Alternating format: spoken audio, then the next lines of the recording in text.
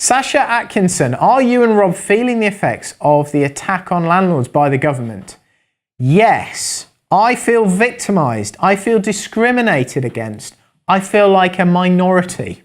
Yeah, it's pretty unfair, isn't it? In this political world that we live in, or not so much world, but country, where you're not allowed to sort of say anything to anybody else that might upset or offend them, whether it's based on age or based on, I don't know, whatever it is, disabilities or, well, whatever it is. Why is it that, all these other people you can't sort of say anything to, but landlords are actively discriminated against, in that if you buy a property in your own name versus buy it in a corporate entity, these big funds or big property funds or REITs or whatever buy in limited companies, why is it that they pay less tax? That feels like absolute discrimination.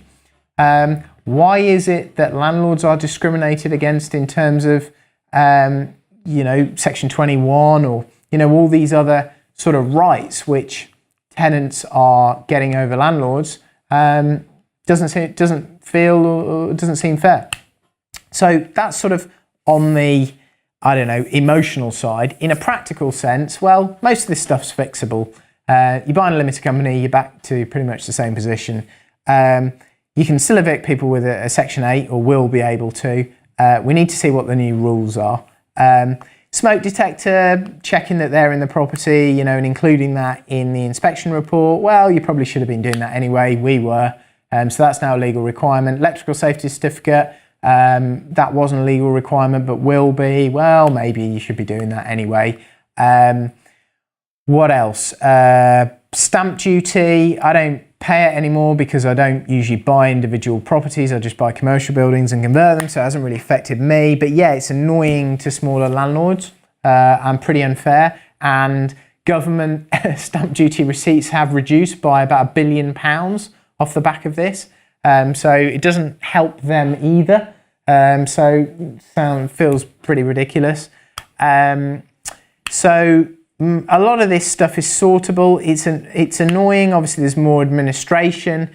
Our sort of our letting agency that we own now has to be regulated, and sort of answerable to various regulatory bodies, which causes a lot more complication for them. But as a result, rents are rising. Rents are rising at an abnormal rate if you look at the last sort of 10, 15 years, because there are less landlords, less properties to rent. And so who's paying for all this? The tenant. So I'm not really sure. With government, somebody said this to me the other day, and I think there's some truth in it. I think they've worked out that there are more and more tenants in constituencies and swing sort of wards and constituencies that the government and Labour feel like they can target with sort of tenant happy, on the face of it, laws, like tenant friendly laws like what I've just mentioned.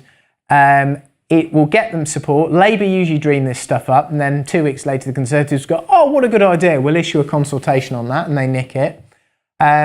But the reality is, every time the government do this, and everyone, including a lot of tenants, go, yeah, how great, let's go and get those bastard landlords. It, in the long term, puts the rent up, which actually harms the very people that they were supposedly trying to get votes from, who support this. So I don't think they're doing them any favours. Yeah, fine with some of the standards and licensing and things like that needs to happen anyway. And if you're running your portfolio the right way, then it shouldn't affect you too much. But with the extra taxes, the tenants are paying the price.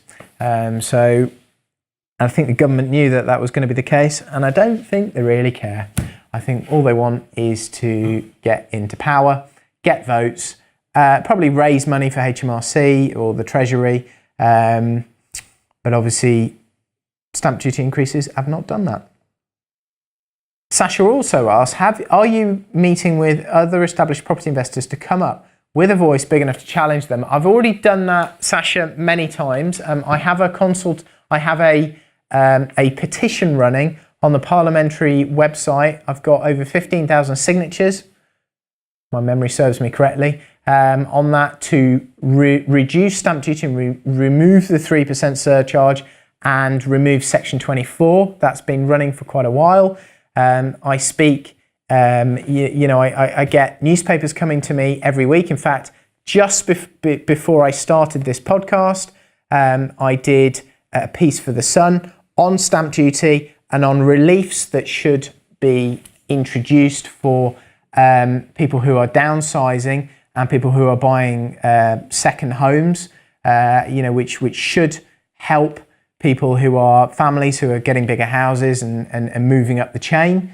I spoke to the Telegraph last week, and I've constantly got stuff coming out in the FT or the Times or different places on these sorts of issues. So yes, I do that quite a lot. I have there's a new political party called Renew, who have now joined with Change UK.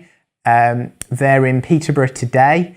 I've sort of engaged with them a little bit. I found them some retail premises and hopefully they're going to take those.